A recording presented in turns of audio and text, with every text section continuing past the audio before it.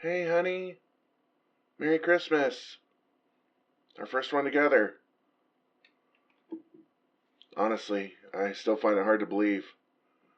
To think we were trying to throw each other through buildings to bring in the new year. And now, well, I guess we still throw each other around. Just in the comfort of our own home. Whenever I start to doubt, all I need to do is look at my hand and bring me back to earth. Thank you, by the way, for indulging me when I wanted to make our bands. Tantalum suits us. Anyways, Christmas. I wanted to make it special, so I got you something. Lots of somethings, actually. And to make it even better, I've whipped up an interesting delivery system for all of it. I'll tell you what you need to know to start off right. First, I've spruced up the place. Really dressed it up to the nines. That'll be a lot to take in, so I just want you to know I'm on cleanup duty. Lots of potential mess, but none of the impending stress. Okay? Second, don't rush in. Kick off your boots, take off your cape, then make sure to grab the little black clicker next to the keys. When you think you're ready, press the button, and we'll take it from there. Third, well, you've already done the third. You waited until you were almost home to listen to this, just like I asked. You gave me all the time I needed. I'm ready for you. Love you. I'll see you soon.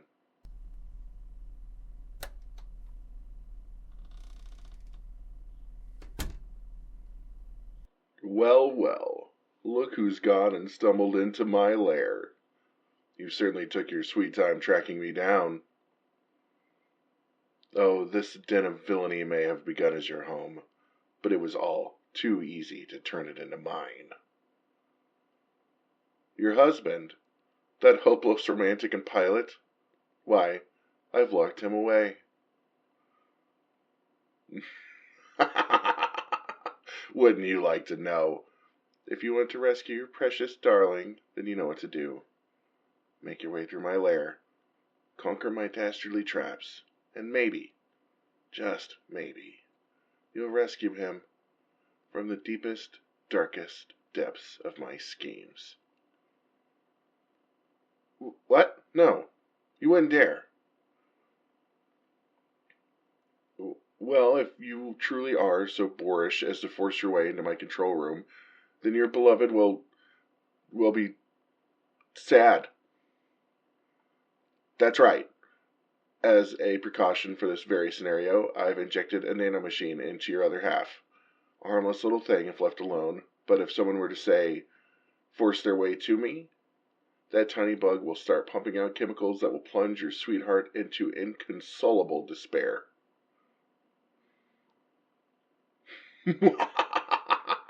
Please do, call my bluff, because your boo may be in the proverbial pits now, but oh, he'll be wallowing in the figurative pits for months, no, years to come. How unprecedented. If I had known that this was how you'd act, I would have kidnapped your lover years ago. Now, make your way into the chamber you once called a living room. Appreciating my embellishments, are you? You may revile my principles and loathe my methods, but you must admit, my capacity for interior design is devilishly good. But enough stalling. Cast your eyes towards what used to be your coffee table. What's wrong? You look bewildered. Right now you must be asking yourself, why are there so many figurines on this table? Well, allow me to explain. That round golden pedestal in the center, the one surrounded by said figurines, what does it remind you of? A snow globe! And what a coincidence! Those figurines seem to be the perfect size to make a little tableaus on that pedestal. Yes! Your task is to create a scene with these figurines. Place your scene in that snow globe-sized box at the front of your Christmas tree and wait. If through some miracle you create a scene that passes my specifications, then you'll find yourself one step closer to rescuing your sweetheart. Fail, however, and you're already choosing which figures you want? But I haven't even explained the specifics. Not like I was going to tell you anyways. And knowing you, bleeding heart that you are, you're just going to make the sappiest globe anyone has ever seen. Now, which ones will you choose? Of course, there's the standard holiday fare. Snowmen, reindeer, the big man up north. But there are a few there with personal history. You've spotted a couple, have you? That's right. 2 figurines of yourself. A simple thing to recreate, considering your so-called fame. That would be more like.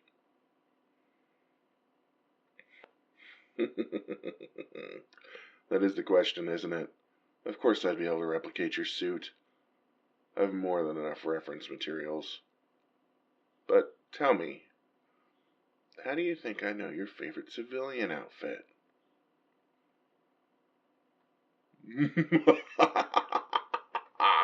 That's right. I have been watching you. You and your sickeningly sweet newlywed life has made you complacent. To think, I've been able to keep a close eye on you for the better part of a year. Love has turned you careless. And that isn't all. Look to the table again, near the closest corner to your left. You're not mistaken. That is indeed a replica of this very house. And in front of it, why, it's the metaphorical Himalayan rock salt I'll be sprinkling into your, no doubt grievous, psychological scars. A 1/144th duplicate of your lover, wearing that ensemble you love so dearly.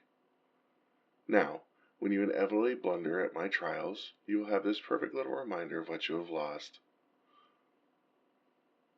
And those 2 are the cherries on top of my torturous snowy Sunday.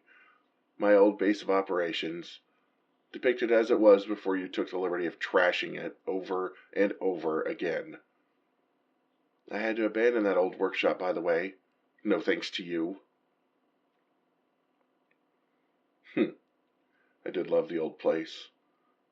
But now I have another hideaway. One that I love even more. And the second little needle I've made for you, myself, in all of my glorious mechanical trappings. Again, a little reminder of this glorious day. Oh, you think you've got a good display, do you? Then go on. Show me those saccharine delusions you hold.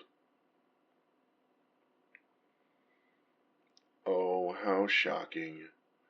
Your suburban dream home. And let me guess. You and your darling facing towards it, ready to head inside. Predictable. So predictable, I had modeled your figurines to clasp each other's hands perfectly. What's next? The sleigh ride share you've just exited?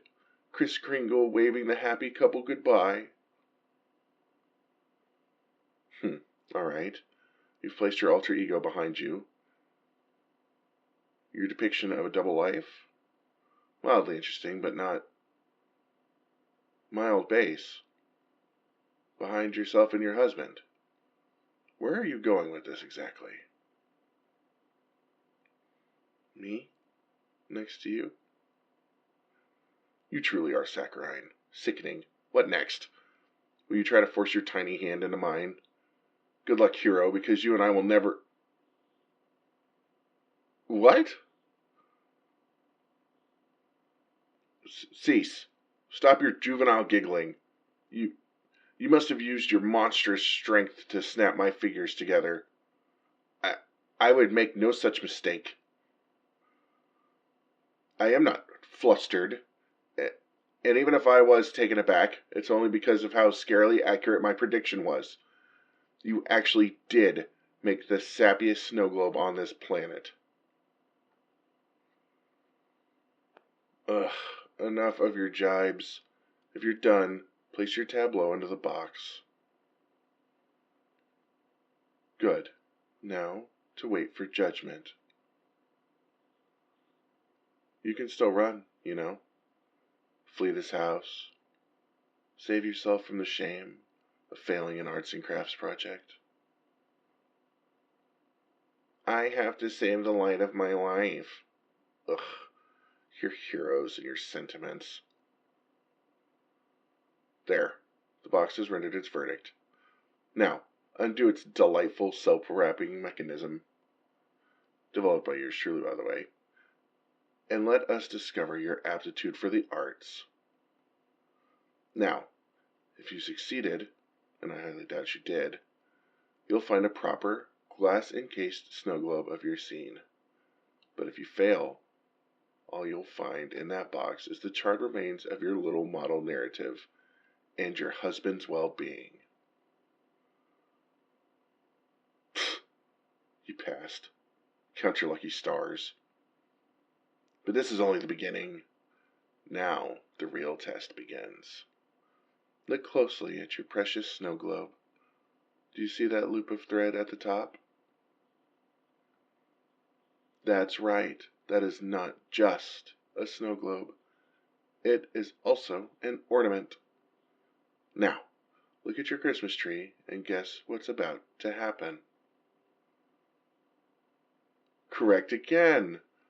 I have surreptitiously added a scale to the trunk of your tree. You will then place your newfound ornament onto your precious tree and besmirch it with my own design. If, at the end, the scale does not meet my exacting parameters, then your cloying couple's lifestyle will become forfeit. Well, yes, it's technically your design, but don't forget the circumstances in which you made it. Under my impetus, with the light of your life in the palm of my hand.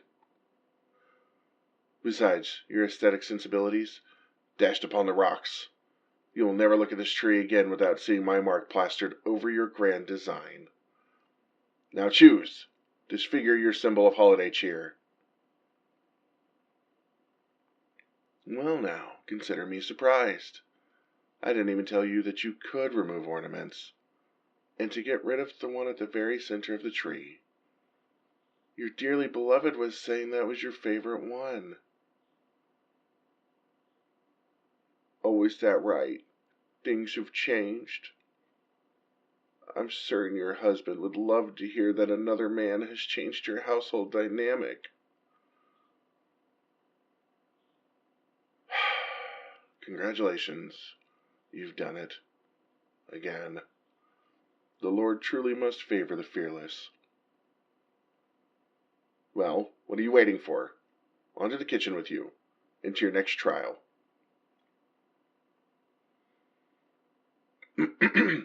Now then, welcome to my scullery of merry misfortune.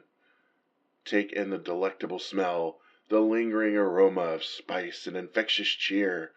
Note it, remember it, savor it, for you will not be leaving this kitchen alive. Indeed, that tray full of scrumptious festive cookies on your kitchen island is the source of that exquisite bouquet. Feast your eyes upon my baked wonders in despair, for soon you will dine in the afterlife, your fading wish for another bite denied in perpetuity. For your next test is to survive my little buffet of culinary misery. You must devour 3 of those mouth-watering delights to continue onward. But beware. Half of those alluring confections are laced with imperceptible paralytics, toxins so potent that even your lungs cease to draw breath. Now, with the stakes so fraught with peril, which of these cookies will you choose? Will it be the shortbread snowflake, the chocolate chip star, or maybe the ginger... Where did they all go? No, that is not. All of them.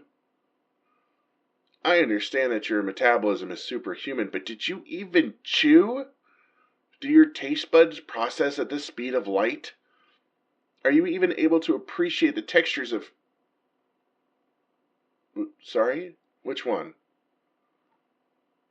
That one? Really? Why?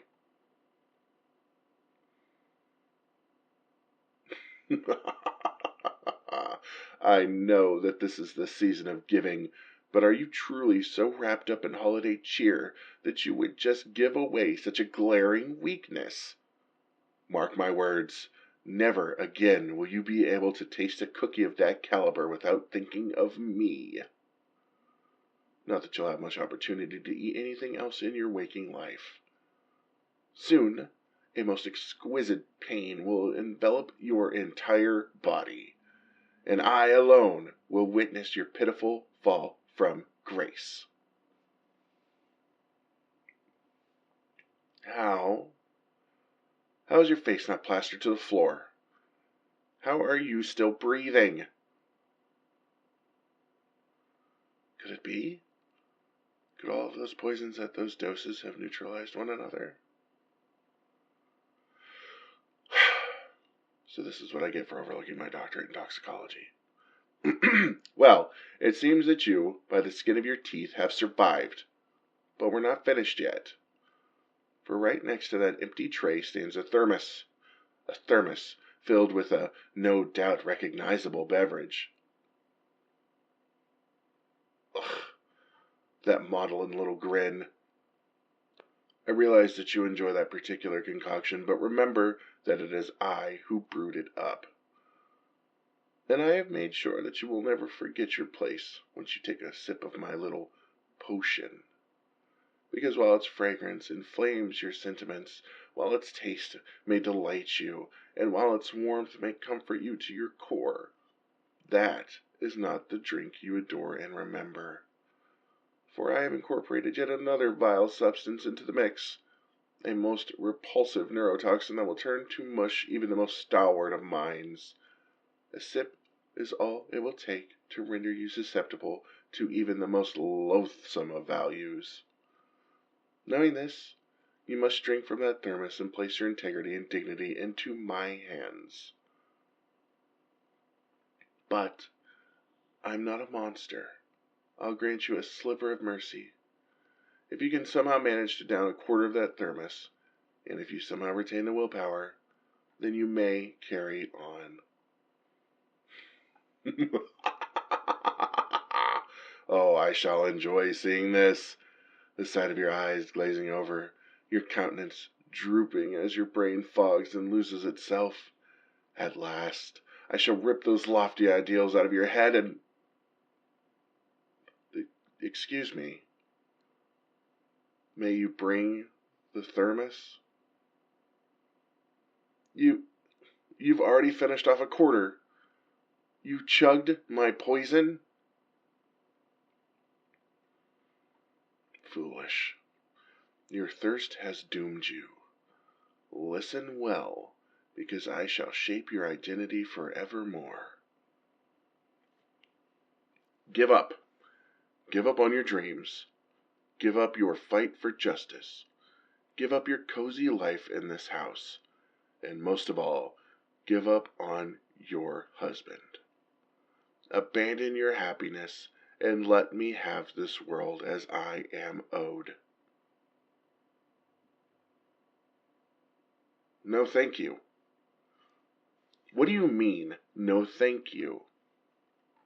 Your mind has been reduced to a fine gruel. To not accept my orders, but to openly defy them is just not possible.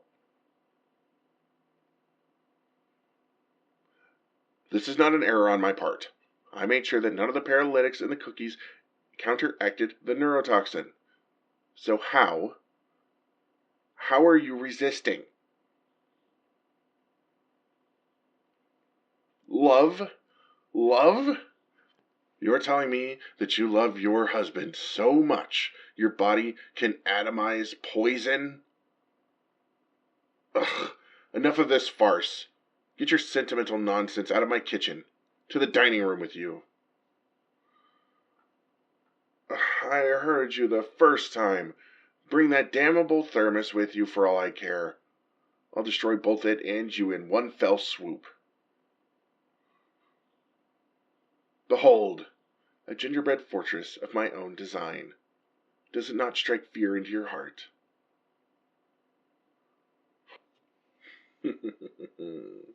Oh, it may be lacking in size, and it may seem quite cute at the offset, but it makes up for it with a deliciously dangerous interior. Now quickly, take the roof off of that gingerbread domicile and take what's inside. My prior commitments cry out for my attention. You fool, don't you know? It's Christmas. And as it's Christmas, I must make sure to make it a special night for my betrothed. You heard me correctly. I am indeed encompassed in a luridly lovely marriage. Are you truly so surprised? What is that? That look on your face? A glare, to be sure, but a different tone entirely. Could you be jealous? Envious of my dearly beloved and my darling relationship? Oh, you are, aren't you? Deny it all you want, but you resent the beauty of my bond. Here, I shall twist the proverbial knife even further by elucidating our romantic itinerary. First, I shall welcome them home with a lovely holiday renovation. No stone unturned. I will turn our household into a winter wonderland. Second, I shall have them craft a bespoke Christmas ornament, the new centerpiece of our tree. With a taste as lovely as theirs, I have no doubt it will be exquisite. Third, I shall have them sample my burgeoning baking prowess with a bowl full of cookies and their favorite toasty drink. It is my hope to see them enjoy my confections.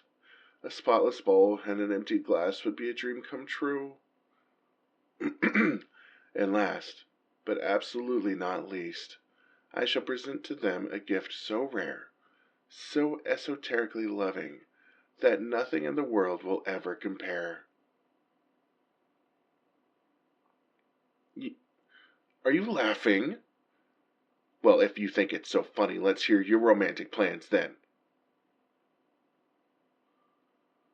Mutual snuggling, the sharing of blankets, consensual hand-holding? I thought you were a hero. Now, enough distractions. Quickly, off with the gingerbread roof. Inside you will find a palm-sized red box, topped with a little green bow. Your task is to open that box without setting off my... What do you mean it has a golden bow? That's... Wait, don't open it. That's my present to... Yes, my present for my dearly beloved. I said it was esoteric, didn't I? No, you are not wrong. That box contains only a silk ribbon, and their favorite color, and a letter. I suppose it's out there now. And you won't be leaving this house anyway, so what's the harm?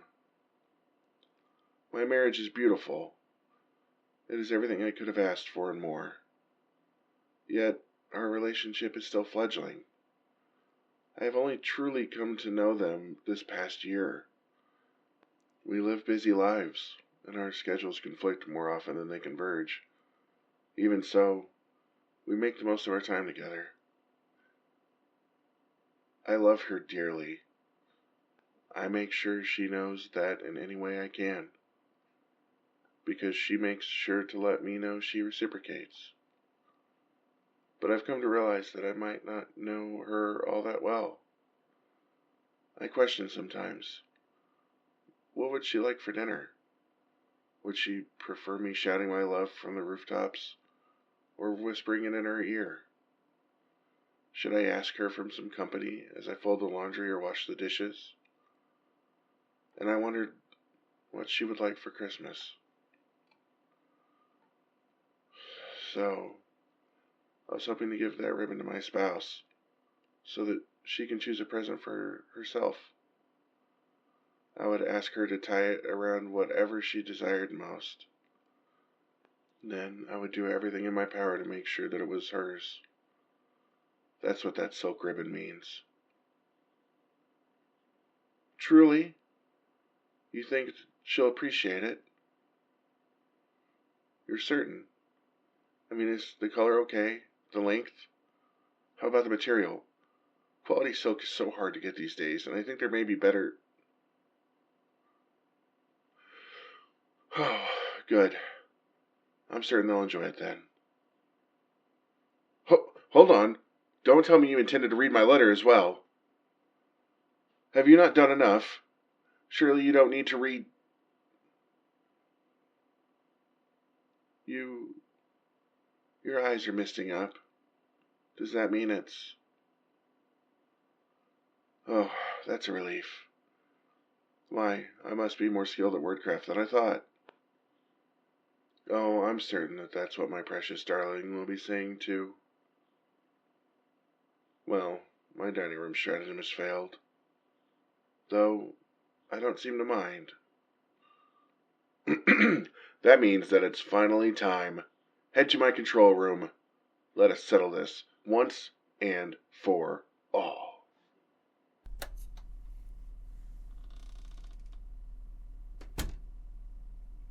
Hero, welcome to my throne room. Or should I say, your bedroom. I do hope you've enjoyed my lair. It was quite a pleasure to make a mess of your daily life after all.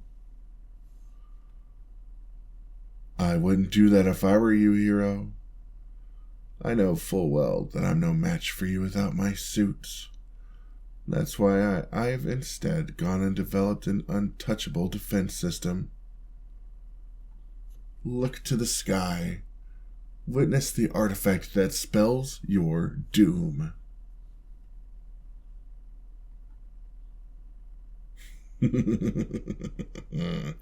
Yes, you know what those are, don't you? The object my lovely little drone is holding over my head. A sprig of mistletoe.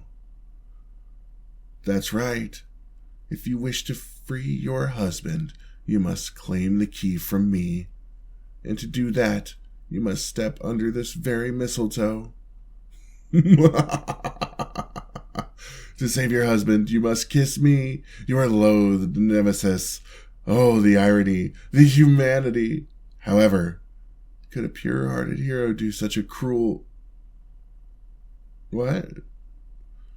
Did you not hear me? To save your husband, you would need to kiss... Flaw? What flaw? There is no flaw to this. I would need to kiss you as well. That's only a flaw if you keep getting closer. Stop! One more step and you're risking infidelity. You wouldn't dare.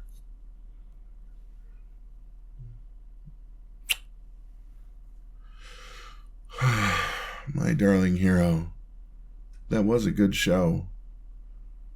It's been a bit since I really let loose. I hope you enjoyed it as much as I did. That's good. Thank you, by the way. For saving me from myself, of course. It was so fun. I feel like we should be making a habit out of it. What do you say? I'm glad you agree. Also, some more thanks for playing along. I know the stakes aren't as high as they used to be, but you made it feel just like the old days. Like that line about you loving me so much that the neurotoxin was useless. It reminded me of that time you shrugged off a laser beam or some such because you fought for the good of the people. Nothing to be embarrassed about. My heart skipped a beat on both occasions, you know. For different reasons, of course. Plus, I got to see a side of you that I hadn't seen yet. Old me would be proud. You like me that much, huh? I didn't know you were the jealous type. Yeah, I think I do know you better now. You can't see it, but I started taking notes the moment you opened up my voice message. And I have a lot of notes. Notes on the decorations you like. Notes on the look on your face when you're happy, when you're curious, and most importantly, when you're eager. Also notes on what sort of cookies you enjoy, even if I have to slow down the footage to confirm it. Oh, and I also learned just how much of a romantic you are. Oh yeah, I did know before, but now we have physical evidence on our tree. Thanks for putting it front and center, by the way. I like it when you flaunt us. Don't remind me. Those two specific models interacting wasn't even something I was thinking about. I was just choosing poses that suited us. Then the scaling just made it work, I guess. Actually, no, that's not right. I know what caused that happy little accident. You're in my head.